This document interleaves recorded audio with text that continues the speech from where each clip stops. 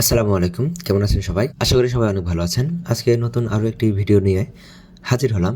এটি হচ্ছে পেটেন্ট, শিল্প নকশা ও ট্রেডমার্কস অধিদপ্তরের একটি আবেদনপত্র বা সার্কুলার। আপনারা যদি আবেদনপত্রটি ডাউনলোড করতে চান তাহলে dpdt.teletalk.com.bd-তে গিয়ে আবেদনপত্রটি ডাউনলোড করতে পারবেন এবং অবশ্যই সেখান থেকে আপনারা এই সার্কুলারটির আবেদন করতে পারবেন। আমি এখানে আপনাদেরকে জানাবো কোন পদে কতজন নেবে, শিক্ষাগত যোগ্যতা কী, আবেদনপত্রের শেষ ডেট এবং আবেদন করতে কীরকম আবেদন ফি প্রয়োজন হবে সবই জানাবো। তার আগে বলে রাখি, এই আবেদনটি আপনারা সকল জেলা থেকেই করতে পারবেন এবং এই আবেদনটি করার শেষ তারিখ হচ্ছে 25শে মার্চ 2026 সালে এবং আবেদনটি শুরু হয়ে গেছে 17 ফেব্রুয়ারি 2026 সালে। তো চলুন দেখা যাক আবেদন করার সর্বোচ্চ বয়স সীমা কত। অবশ্যই 1 ফেব্রুয়ারি 2026 সালের তারিখের মধ্যে সর্বনিম্ন 28 বছর হতে হবে এবং সর্বোচ্চ 32 বছরে হতে হবে, তাহলে আপনারা শুধুমাত্র আবেদন করতে পারবেন। চলুন তাহলে আবেদনপত্রে কী কী পদ রয়েছে এবং পদের সংখ্যা এবং শিক্ষাগত কী কী সেগুলো আপনাদেরকে জানিয়ে দিই। লিপিকার কাম কম্পিউটার অপারেটর, গ্রেড 13, বেতন স্কেল 11,000 থেকে 26,590 টাকা। পদের সংখ্যা 1টি। শিক্ষাগত যোগ্যতা: কোনো স্বীকৃত বিশ্ববিদ্যালয় হতে অনন্য দ্বিতীয় শ্রেণী বা সমমানের সিজিপিএতে স্নাতক বা সমমানের ডিগ্রি থাকতে হবে। কম্পিউটার ব্যবহারে দক্ষতা থাকতে হবে। লিপি এর সর্বনিম্ন গতি প্রতি মিনিটে ইংরেজিতে 80 এবং বাংলায় 50 হতে হবে। কম্পিউটার মুদ্রাক্ষরে সর্বনিম্ন গতি প্রতি মিনিটে ইংরেজিতে 30টি শব্দ এবং বাংলায় 25টি শব্দ হতে হবে। Computer word processing, email, fax machine ইত্যাদি চালনায় দক্ষতা ও অভিজ্ঞতা থাকতে হবে। 2 নম্বর, কম্পিউটার অপারেটর, গ্রেড 13, বেতন স্কেল 11,000 থেকে 26,590 টাকা পর্যন্ত। পদের সংখ্যা 1টি। শিক্ষাগত যোগ্যতা: কোনো স্বীকৃত বিশ্ববিদ্যালয় হতে বিজ্ঞান বিভাগে স্নাতক, সম্মান বা সমমানের ডিগ্রি থাকতে হবে এবং কম্পিউটার মুদ্রাক্ষরে প্রতি মিনিটে বাংলায় 25টি শব্দ এবং ইংরেজিতে 30টি শব্দের গতিসহ সেই বিষয়ে স্ট্যান্ডার্ড অ্যাপটিটিউড টেস্টে উত্তীর্ণ হতে হবে। মুদ্রাক্ষরিক কাম কম্পিউটার অপারেটর, গ্রেড 14, বেতন স্কেল 10,200 থেকে 24,680 টাকা পর্যন্ত। পদের সংখ্যা 4টি। শিক্ষাগত যোগ্যতা: কোনো স্বীকৃত বিশ্ববিদ্যালয় হতে অনন্য দ্বিতীয় শ্রেণী বা সমমানের সিজিপিএতে স্নাতক বা সমমানের ডিগ্রি থাকতে হবে। কম্পিউটার ব্যবহারে দক্ষতা থাকতে হবে। লিপি এর সর্বনিম্ন গতি প্রতি মিনিটে ইংরেজিতে 70 এবং বাংলায় 45 শব্দ থাকতে হবে। কম্পিউটার মুদ্রাক্ষরে সর্বনিম্ন গতি প্রতি মিনিটে ইংরেজিতে 30 এবং বাংলায় 25টি শব্দ থাকতে হবে এবং computer word processing, email, fax machine ইত্যাদি চালানোর দক্ষতা ও অভিজ্ঞতা থাকতে হবে। 4 নম্বর, অফিস সহকারী কাম কম্পিউটার মুদ্রাক্ষরিক, গ্রেড 16, বেতন স্কেল 9,300 থেকে 22,400 টাকা পর্যন্ত। পদের সংখ্যা 12টি। স্থায়ী পদ 5টি এবং অস্থায়ী পদ 60টি। শিক্ষাগত যোগ্যতা: কোনো স্বীকৃত বোর্ড হতে অনন্য দ্বিতীয় বিভাগ বা সমমানের সিজিপিএতে উচ্চ মাধ্যমিক সার্টিফিকেট বা সমমানের পরীক্ষায় উত্তীর্ণ হতে হবে। কম্পিউটার ব্যবহারে দক্ষতা থাকতে হবে। কম্পিউটার মুদ্রাক্ষরে সর্বনিম্ন গতি ইংরেজিতে 20 এবং বাংলায় 20 থাকতে হবে।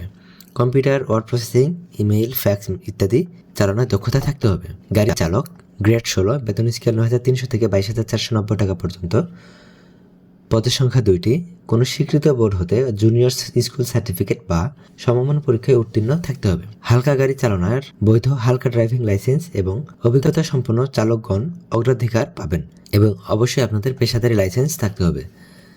ডুপ্লিকেটিং মেশিন অপারেটর বা ফটোকপি অপারেটর, গ্রেড 18, বেতন স্কেল 8,800 থেকে 21,310 টাকা পর্যন্ত।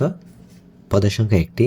কোনো স্বীকৃত বোর্ড হতে অনন্য দ্বিতীয় বিভাগ বা সমমানের জিপিএতে উচ্চ মাধ্যমিক সার্টিফিকেট বা সমমানের পরীক্ষায় উত্তীর্ণ হতে হবে।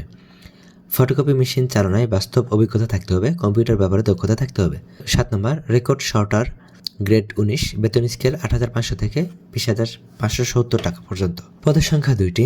কোনো স্বীকৃত বোর্ড হতে মাধ্যমিক স্কুল সার্টিফিকেট বা সমমানের পরীক্ষায় উত্তীর্ণ থাকতে হবে। অফিস সহায়ক, গ্রেড 20, বেতন স্কেল 8,250 থেকে 20,010 টাকা পর্যন্ত। মোট পদের সংখ্যা 8টি। স্থায়ী পদ 2টি এবং অস্থায়ী পদ 6টি।